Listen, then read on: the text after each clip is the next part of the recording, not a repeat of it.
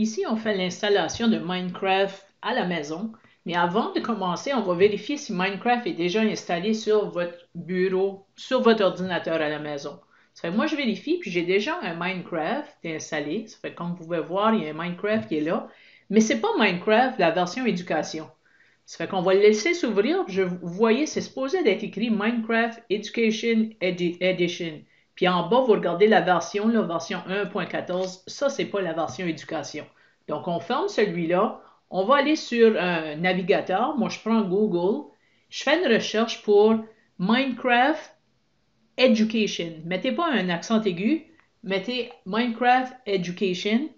Puis on va voir qu'est-ce que devrait nous apporter au site de Minecraft, qui est quand même en anglais, mais ça devrait nous apporter au site qui va nous permettre de télécharger Minecraft. Celui-là, je vais ouvrir Minecraft Education Edition Homepage. Ça fait que c'est ce site-là qu'on veut. Ça fait que je vais dans la partie qui s'appelle Support et je clique sur Download.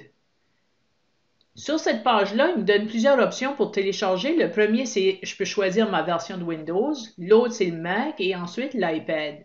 Celui-là de gauche, il reconnaît qu'est-ce qu'on a besoin sur notre ordinateur. Ça fait que je clique sur le bouton, puis il va me donner le fichier à télécharger pour faire l'installation. Je fais Save, puis ça prend quelques minutes, mais ça va être prêt au bas de ma page Windows. Pas Windows, mais Google Chrome.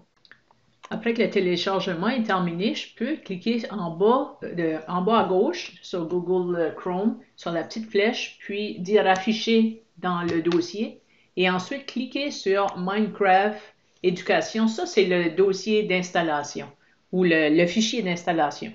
Ça fait que je change la langue à Canada, Français Canada.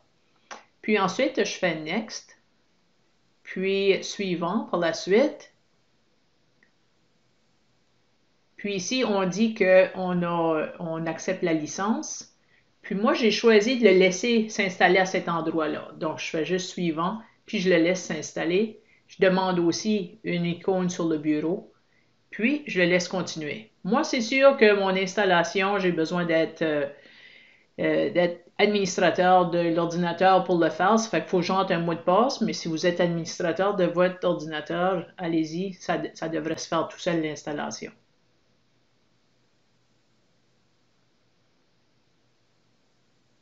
Après que l'installation est terminée, on peut juste cliquer sur Fermer.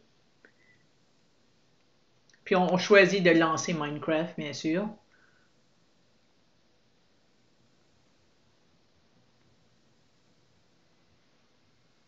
OK, donc on a maintenant Minecraft Education Edition.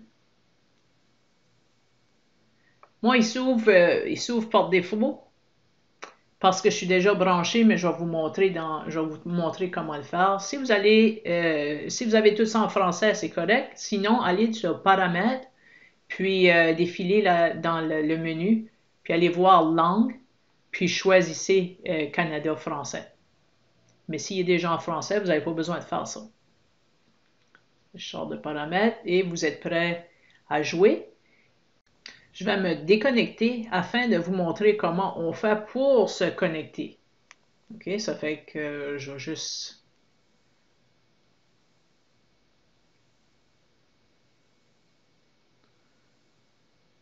C'est ça, je vais aller à interchanger les comptes pour me déconnecter. OK, donc je vais me déconnecter ici parce que je suis déjà connecté comme admicho@nbed. Ça fait si vous avez cette fenêtre-là, il faut cliquer sur Connexion, puis tu te connectes avec ton compte scolaire. Ça fait que si tu es un élève, ça va être ton nom d'utilisateur nbss.nbed.nb.ca. Si c'est un enseignant, c'est ton nom ou ton nom d'utilisateur avec nbed.nb.ca. On fait Next, puis il devrait nous apporter à la page de connexion de notre organisation scolaire. Ça fait qu'on met notre mot de passe ici, le même mot de passe qu'on utilise à l'école. pour entrer à l'ordinateur. Puis ensuite, on est prêt à entrer sur Minecraft. Après que la connexion est terminée, vous êtes maintenant prêt à jouer. Donc, vous pouvez cliquer le bouton Jouer et soit attendre les directives de votre enseignant pour savoir quoi faire maintenant.